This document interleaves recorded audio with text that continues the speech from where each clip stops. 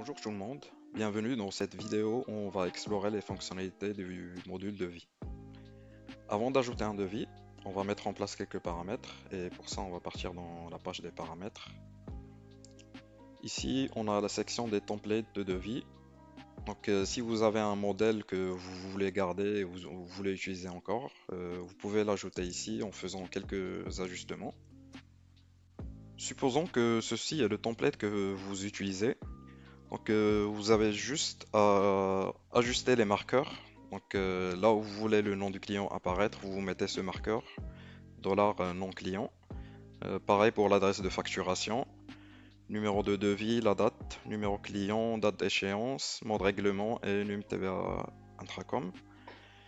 Ici dans le tableau des produits, il y a des marqueurs spéciaux qui sont détectés pour être dupliqués par le nombre de produits.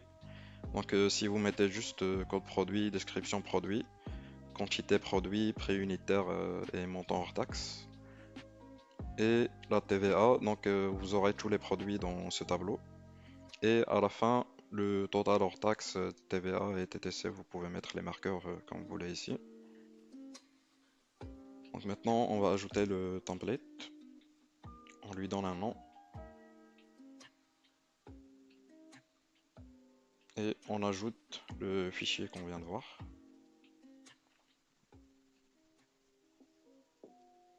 Une fois que c'est ajouté, il ne faut pas oublier de cliquer sur choisir pour que les prochains devis utilisent ce modèle.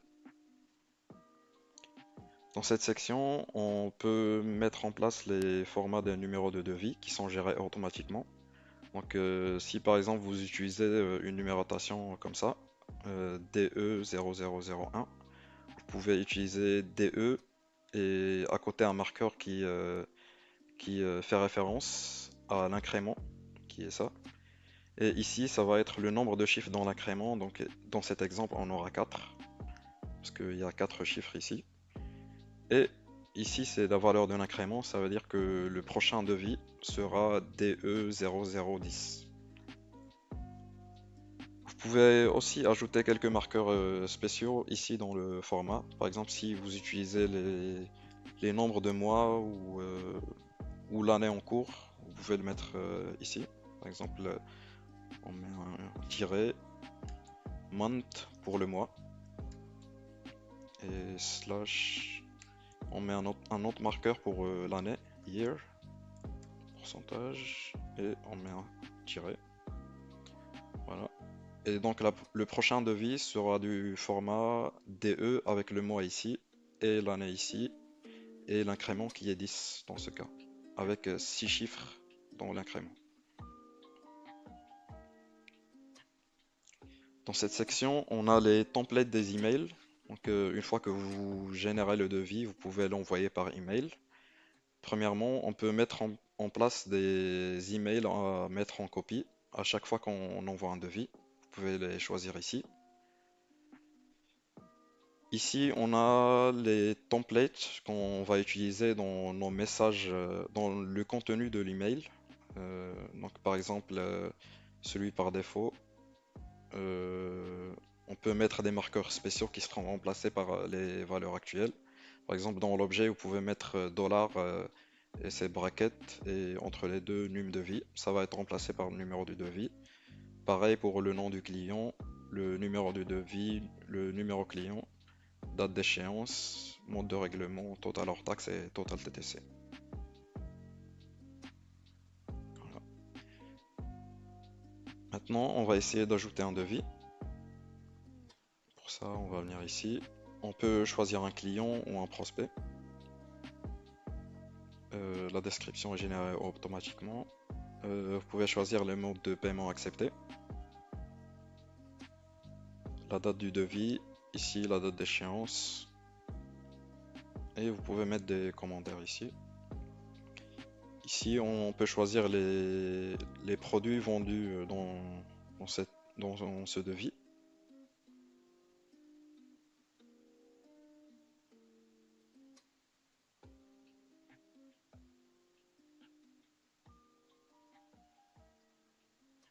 On peut choisir des frais supplémentaires comme des frais de livraison. le prix. À la fin, on peut choisir de mettre une remise en pourcentage ou en valeur brute, hors taxe ou TTC. Et le montant est calculé à la fin. Ensuite, on clique sur ajouter et notre devis, on peut le télécharger après. Le voilà. Une fois téléchargé, voici le devis. Donc, vous pouvez voir que les valeurs, que les marqueurs sont remplacés par leur valeur actuelle, numéro de devis, date, ainsi que les produits. On a aussi les frais supplémentaires et la remise qui est mentionnée.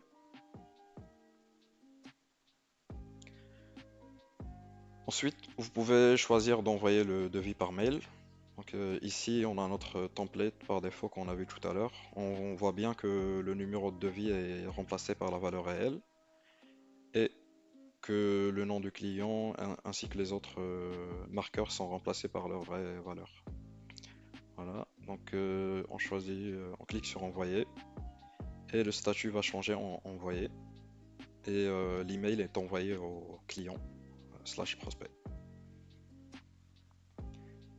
Ici, vous pouvez choisir de générer une copie de ce devis ou générer une vente. Donc là, les valeurs seront automatiquement remplies et vous avez juste à générer la vente. Et voilà, c'était tout pour aujourd'hui. Je vous remercie pour votre attention et à bientôt dans une nouvelle vidéo.